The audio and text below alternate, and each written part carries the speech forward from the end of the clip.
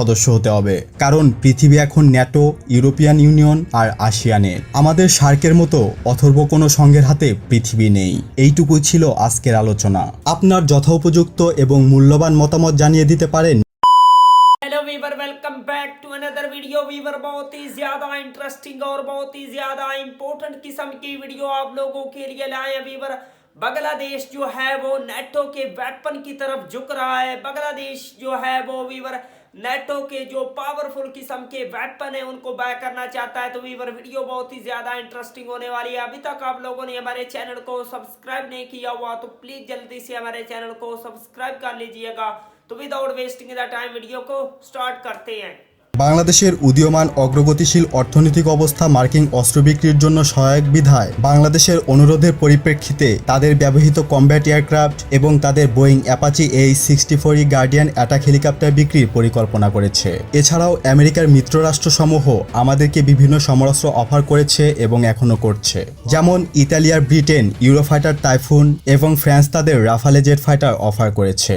Switzerland এবং Italy থেকে আমরা সমরাস্ত্র কিনছি এবং অলরেডি অপারেটও করছি। এদিকে ন্যাটো স্ট্যান্ডার্ড তুরস্কের সমরাস্ত্রের বিশাল এপিসি বহর আর মিডিয়াম রেঞ্জের রকেট সিস্টেমও আমাদের অর্ডারে রয়েছে, যেগুলোর ক্রয়ের ক্ষেত্রে বিভিন্ন সহজলভ্য অপশন আমাদের হাতে ছিল। মানে আমরা ইচ্ছে করলে এর অর্ধেক দামে চীন কিংবা রাশিয়া থেকে এগুলো ক্রয় করতে পারতাম। বলা বাহুল্য, আমাদের এই আমেরিকা এবং ন্যাটো শক্তির দিকে ঝুঁকে যাওয়া হবে চীন রাশিয়ার মুখের ওপর একটি জোরালো চপটাঘাত। তবে বিনিয়োগ আর সম্পর্কের ক্ষেত্রে চীনের সাথে আমরা অবশ্যই ব্যালেন্স রেখে চলছি আর চলব।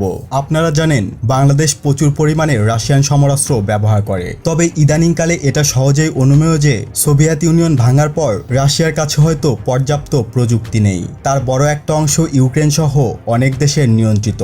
তাই রাশিয়া এখন বিশ্বমানের সমরাস্ত্র তৈরির দৌড়ে পিছিয়ে পড়েছে। কথাগুলো এমনি এমনি কিংবা বানিয়ে বলছি না।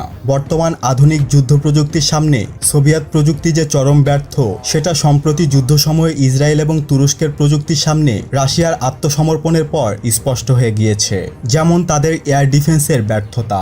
রাশিয়ানদের দাবি অনুযায়ী তাদের এয়ার ডিফেন্স পৃথিবীর সবচাইতে শক্তিশালী এয়ার ডিফেন্স, তবে সিরিয়া এবং লিবিয়াতে তুরস্কের মাত্র $5 বিলিয়ন ড্রোনের কাছে রাশিয়ার স্টেট অব দ্য আর্ট প্রযুক্তির প্যান্টসির মিসাইল, বাক মিসাইল, টর মিসাইল সহ S-300 এর মতো এয়ার ডিফেন্স মিসাইল ধ্বংস হয়েছে। সম্প্রতি আজারবাইজান আর্মেনিয়া যুদ্ধেও তুরস্ক এবং ইসরায়েলের ড্রোন আক্রমণে প্যান্টসির, ওসা এবং S-300 ধ্বংস হয়েছে। অর্থাৎ বর্তমান যুদ্ধে ব্যবহার হয়েছে এমন সব এয়ার ডিফেন্স সিস্টেমই ব্যর্থ। তাই ন্যাটো প্রযুক্তির কাছে S-400 এর কার্যকারিতা নিয়ে এখন একটা বড় প্রশ্ন দেখা দিয়েছে। যেমন গত ভিডিওতে তুরস্কের তৈরি কোরাল জ্যামার সিস্টেম নিয়ে বিস্তারিত আলোচনা করেছিলাম। যুদ্ধক্ষেত্রে রাশিয়ান যুদ্ধবিমানের ব্যর্থতাও অনেক। সিরিয়া যুদ্ধে রাশিয়ান Su-22, Su-24 যুদ্ধবিমান সহ বেশ কিছু এয়ারক্রাফট ধ্বংস হয়েছে। এছাড়াও সম্প্রতি রাশিয়ার তৈরি ভারতীয় অ্যাডভান্স Su-30 যুদ্ধবিমানকে তুলনামূলক পিছিয়ে থাকা JAF-17 যুদ্ধবিমান দিয়ে ধ্বংস করার দাবি করেছিল পাকিস্তান। যদিও বা আমেরিকার দাবি তারা এক্ষেত্রে F-16 যুদ্ধবিমান ব্যবহার করেছে। অর্থাৎ বর্তমান যুদ্ধে যুদ্ধবিমানের ক্ষেত্রেও রাশিয়ার ব্যর্থতা মোটামুটি স্পষ্ট। তবে কথা হলো, এমন সিরিজ ব্যর্থতা নিয়ে কি সত্যিই বিশ্ববাজারে রাশিয়ান অস্ত্রের চাহিদা থাকবে? এই প্রশ্নটা কিন্তু থেকেই যায়। তাই একটু আগেই বলেছি, বাংলাদেশ প্রচুর পরিমাণে রাশিয়ান সমরাস্ত্র ব্যবহার করে, তবে সম্প্রতি তাদের থেকে মুখ ফিরিয়ে নিয়ে ন্যাটো গ্রেডের সমরাস্ত্রে নজর দিয়েছে বাংলাদেশ। এদিকে বর্তমানের জিওপলিটিক্স পরিস্থিতি বিবেচনায় আমাদের সুস্পষ্ট কোনো প্রতিরক্ষা নীতির অভাব ব্যাপকভাবে প্রকটিত হয়েছে। বিমান বাহিনীর ভিশন 2030 আমাদের প্রেক্ষিতে অনেক কিছু হলেও বিষব প্রেক্ষিতে সেটা এক অদূরদর্শী চিন্তা। আমাদের একক বিক্রেতার কাছ থেকে অস্ত্রশস্ত্র ক্রয় করার কারণে তারা আমাদের অসহায়ত্বের সুযোগ বারবারই নিয়েছে। আমাদের রাজনৈতিক টানাপোড়েন বিশ্বের অস্ত্র বিক্রেতাদের নিকট আমাদের অবিশ্বাস করার কারণ। এছাড়াও আমাদের দেশের বিশেষ কিছু জনগণও দেশের সামরিক উন্নয়নের বিরোধী।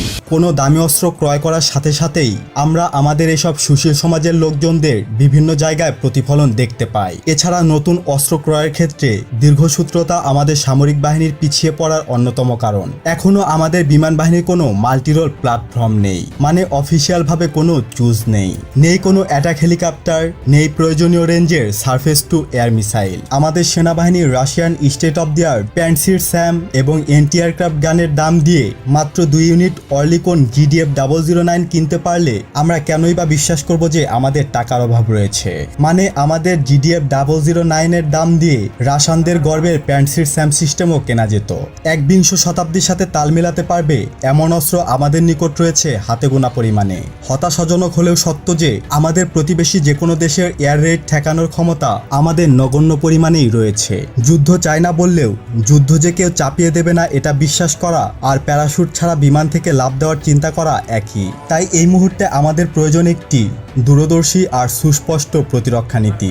আমাদের অর্থনীতি যেমন প্রশস্ত হচ্ছে তেমনি আমাদের পররাষ্ট্রনীতিও প্রশস্ত হওয়া উচিত। আমাদের যেমন স্বীকৃত বন্ধুরাষ্ট্র থাকা জরুরি তেমনিভাবে স্বীকৃত শত্রুরাষ্ট্র থাকা উচিত, কারণ আমাদেরই অনেক বিশ্লেষকদের মতে আমাদের পররাষ্ট্রনীতি বর্তমান যুগের সাথে বেমানান। আমাদের সিঙ্গাপুর, ভিয়েতনাম, মালয়েশিয়া, সৌদি আরবকে উদাহরণ হিসাবে নেওয়া উচিত। আমাদের হয় সকল পরাশক্তির সাথে বন্ধুত্ব রাখতে হবে, নয়তোবা কোনো একটা সুস্পষ্ট স্বয়ংসম্পূর্ণ জোটের সদস্য হতে হবে, কারণ পৃথিবী এখন ন্যাটো, ইউরোপিয়ান ইউনিয়ন আর আসিয়ানের। আমাদের সার্কের মতো অথর্ব কোনো সংঘের হাতে পৃথিবী নেই।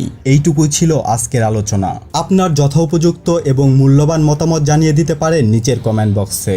এতক্ষণ সাথে থাকার জন্য অসংখ্য ধন্যবাদ। নতুন কোনো ভিডিও নিয়ে খুব দ্রুতই হাজির হব ইনশাআল্লাহ। সে পর্যন্ত ভালো থাকুন, সুস্থ থাকুন, ইনফরমেটিভ বাংলার সাথেই থাকুন। দেখা হবে আবারও। আল্লাহ হাফেজ।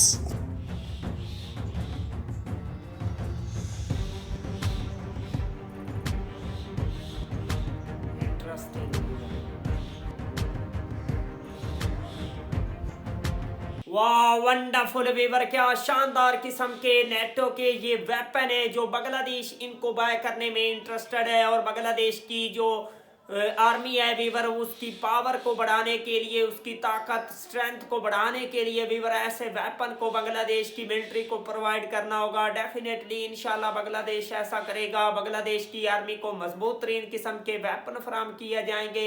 डॉक्टर मोहम्मद यूनुस की जो गवर्नमेंट है, क्या वीवर वो नेटो से अब ये जो वेपन है इनकी डील कोई कर सकती है? बहुत ही ज्यादा वीवर इंटरेस्टिंग बात है। तो वीवर बहुत ही जबरदस्त किस्म की वीडियो हम आप लोगों के लिए लाते हैं। प्लीज हमारे चैनल को जरूर सब्सक्राइब कीजिएगा। मिलते हैं आपसे नेक्स्ट वीडियो में इंशाल्लाह। तब तक के लिए अल्लाह हाफिज।